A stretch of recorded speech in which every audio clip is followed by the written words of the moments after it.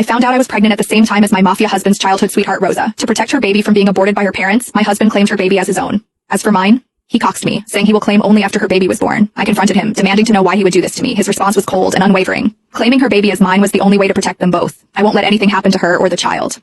In that moment, as I looked at the man I had loved for 10 years, I realized my love for him had died.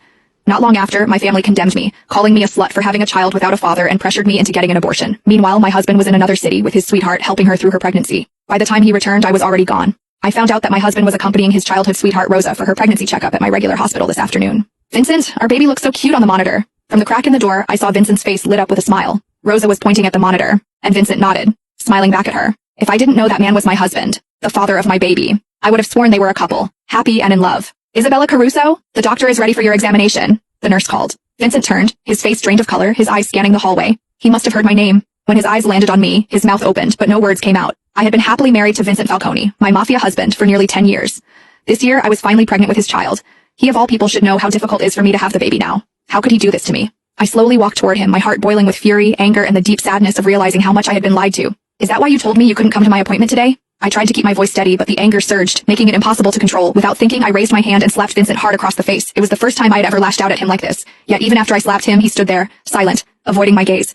Your silence isn't helping, Vincent. You owe me an explanation. Vincent didn't move, but Rosa, who had been standing behind him, stepped forward, shielding him from my anger. Mrs. Falcone, Isabella, right? She said, her voice shaking. Blame it all on me. Vincent did nothing wrong. It was my mistake, Isabella. I'm the one who got pregnant. Blamed it all on you, huh? I scoffed, the bitterness in my voice clear.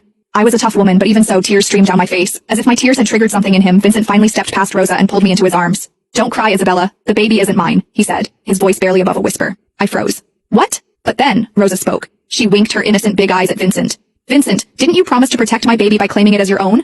Why are you telling her now? Protect her baby? What the hell was going on? I broke free from Vincent's arms and stared at him. What the fuck is happening right now, Vincent? What the hell is she talking about?